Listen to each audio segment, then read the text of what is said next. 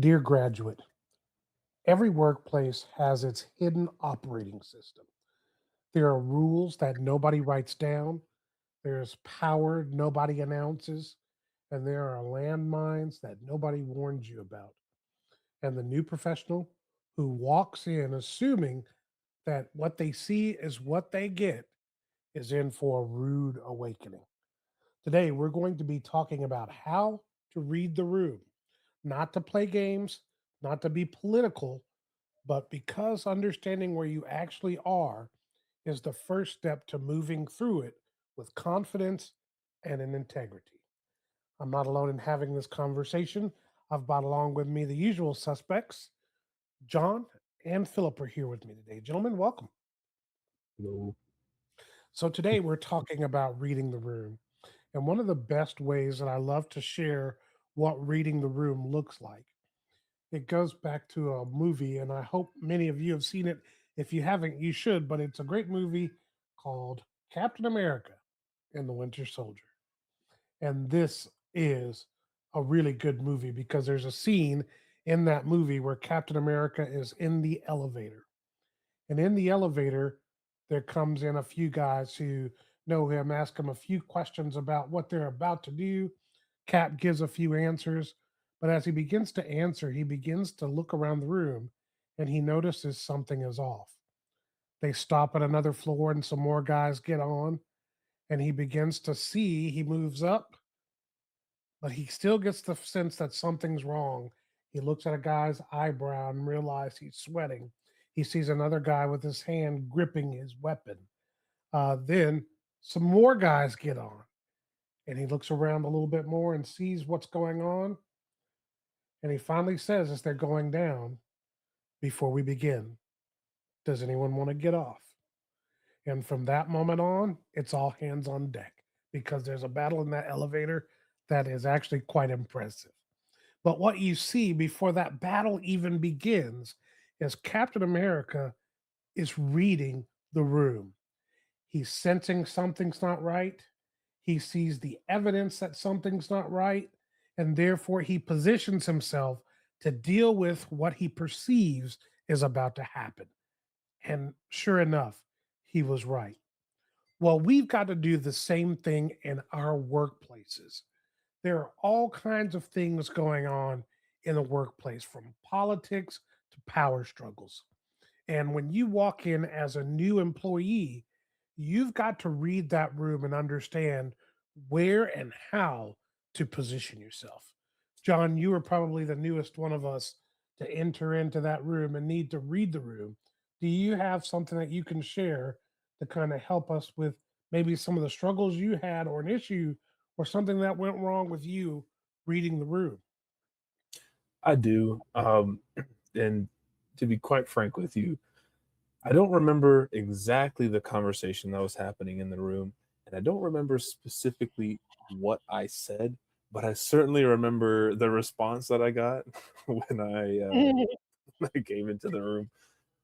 It was it was me with management. We were having a conversation about either it was like production or behavioral issues that we were having, and it was so interesting because I was, if I recall correctly, I you know my memory might be a little foggy on this situation, but I did make a joke about disciplining people, and it wasn't like a crude joke or anything, but I think regarding like management, I think regarding the people, the other leaders in the room that were my peers, I remember his response, my manager's response, and he said, "John, sometimes I wonder if you think about the things that come out your mouth." And I just Oh, wow.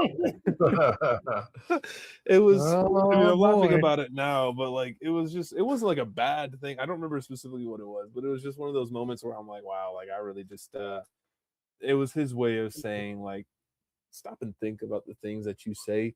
And it was certainly a moment where I realized, like, holy crap, it wasn't just me and this manager, and it was a group of managers and other leads in our departments and other departments too. So I definitely had to realize that my surroundings weren't the same comfortable surroundings that I was familiar with. So lesson learned in that one moment right there.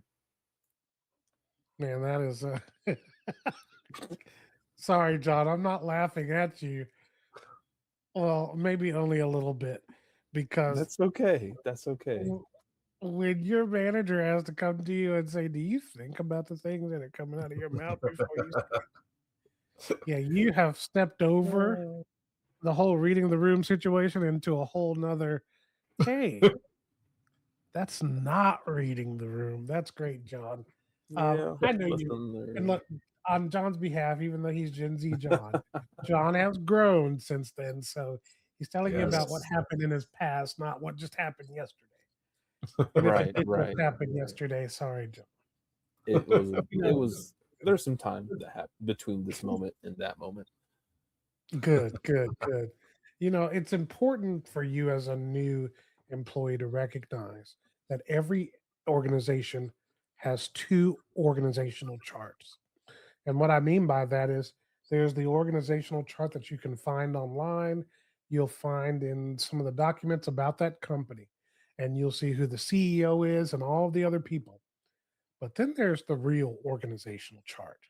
And that's the one that better defines who's really in charge, who really makes the decisions, who's really doing the work.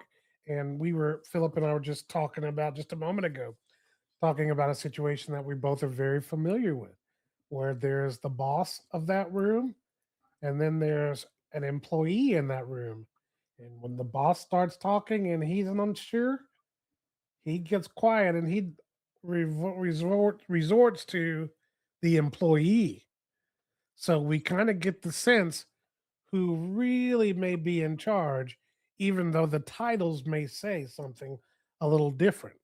And see, that's just the thing. There are, and you've heard me say it over and over again if you followed us for any time. This is what we mean by the unwritten rules of the workplace and understanding that they matter because how decisions actually get made in your organization, who you need to bring along before a meeting, what topics are off limits. None of this is in the employee handbook.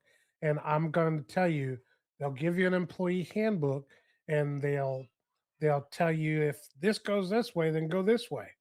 But your observation of the situation in practice is going to look somewhat different.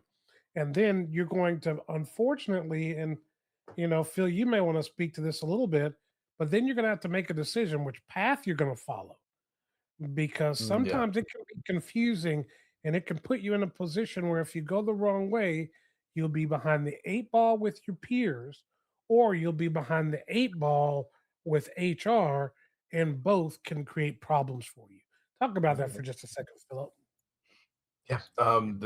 The reality of power dynamics inside the office, like you said, David, it can be interesting because the person with the biggest title isn't always the person who has the most influence, right? And what I would recommend is just to be very observant. Be very observant anytime there's meetings, anytime there's gatherings around certain things, and you just start to see how these power dynamics play out. Who seems to have the most influence over decisions that are made and things like that.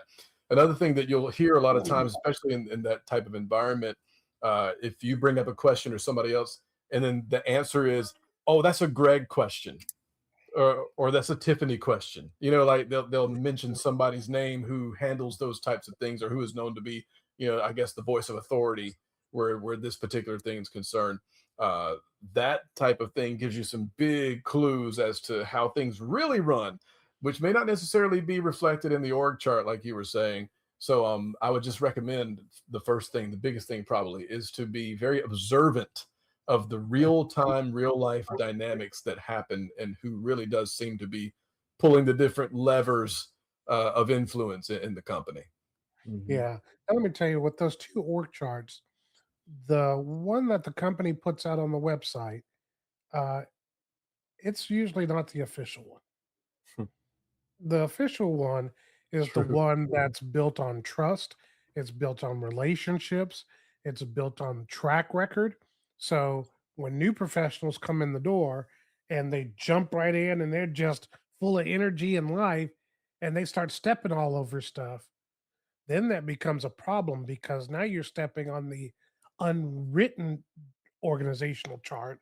And sometimes new hires don't recover from that because the people who have obtained their little positions in within the organization protect those positions. And there are indeed, as Philip said, a lot of politics in the workspace, which is why you need to tread carefully when you start and understand what's going on around you before you jump in and just start taking over, letting the words come out of your mouth like John did, and miss everything that's going on around you. Yeah. So let's Yeah. talk a little about how to actually identify who has influence in the rooms that you're in. It's not always the person with the biggest title. Again, we've said that. One of the first things I want to tell you that you need to do is watch who people look at before they respond. Mhm. Yeah. Okay, Yeah. do you understand me? So what we're saying here is that somebody may ask a question, or you might be in a meeting, and they bought some stats on the board and said, where are we coming from? Where are we at with this? And everybody starts looking around. Look to see who they are looking around at. Or if a question is asked and they're looking for a specific answer, who is everybody looking at for that answer? Because you're starting to understand who the people may very well be that are leading certain things. And then the other thing that I would say that you need to do is you need to make note of it. Don't just say, I'm going to remember it in my head. Have your own little journal and write it down so that you can remember it and refer back to it as often as you need to. Philip, did you want to add something to that? Yeah, just be and I hate to sound like a broken record, but observation is so important. And it's not easy when you're first coming into the workplace because you're a lot of times we're more concerned about how we're being perceived and maybe a little bit more self-conscious than we might otherwise be once we gotten used to things. But I would say just be observant of what's happening, like you were saying, David. Who do people tend to defer to? Who has the influence when they speak? Those types of things can give you big clues as to how what the channels might really be where things can get done, or where if you have a task, the person that really is going to matter in terms of whether or not that task is up to snuff will be Mhm. maybe not always, the person on paper that is your direct report sometimes. So Hmm. just thoughts So, there. Phil, I want to ask you another kind of a similar question. Are there patterns that you've seen across organizations and how this, we'll call it informal power actually works? And then how does a new professional navigate it without being pulled into the politics you were talking about before? Yeah, you got to maintain a level of objectivity, I would say. um, be be present there, be engaged, and be in a state of learning. Like, just be like a sponge, absorb what you're seeing around you, uh, but don't overstep necessarily, uh, because you're still in the process of earning your credibility in that workplace. It's not even really a matter of your abilities or your potential at the time. For the most part, if you're brand new in an organization, that's yet to be proven. You know what you're capable of, but maybe not necessarily the other people that you're working with. They may not understand that yet. So it's more about taking on that. Honestly, it may sound a little old fashioned or traditional, but taking on some humility. Approach it with humility and be a learner first, and recognize that I'm not going to be overstepping anything. I'm just going to be mindful of the dynamics that I'm observing right now. Take it in, and then you can kind of develop your strategies and your plan from there as to how you want to approach who you want to approach and those types of things. That's good, Philip. But just remember that when you're dealing with power dynamics versus being political, one is about professional intelligence. Mhm. The other will compromise your integrity. The politics compromises your integrity. The power understanding the power dynamics is about professional intelligence. And you can do the first without doing the second. You That's need to right. stay far, far away from compromising your integrity with politics, because inevitably with politics, just like in the real world, there are sides and people choose sides. And if you find yourself having chose the wrong side, then you've got an uphill battle. That's why it's so important for you to read the room, not lock into one particular group of people or the other, but rather begin to learn the organization. So here are a couple of things, um, how to observe before you overextend yourself and get into trouble. Number one, the 30-day listen posture. In other words, in those first 30 days, you're learning how to be present, engaged, visibly learning without overstepping your boundaries before you've earned the credibility to do so. Stay in that good place. Go where your boss leads you to go and ask you to go, but keep yourself as a learner and an observer during that time. The second thing is you want to learn how to navigate again the office politics without getting pulled in.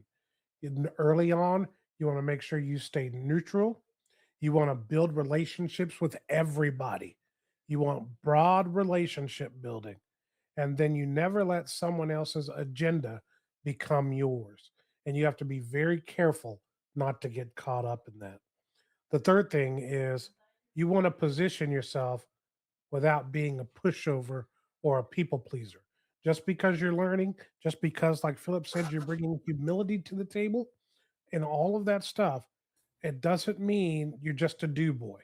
It doesn't mean you're just doing whatever you're told and you don't ask any questions, nothing like that. You just do, and you become a pushover.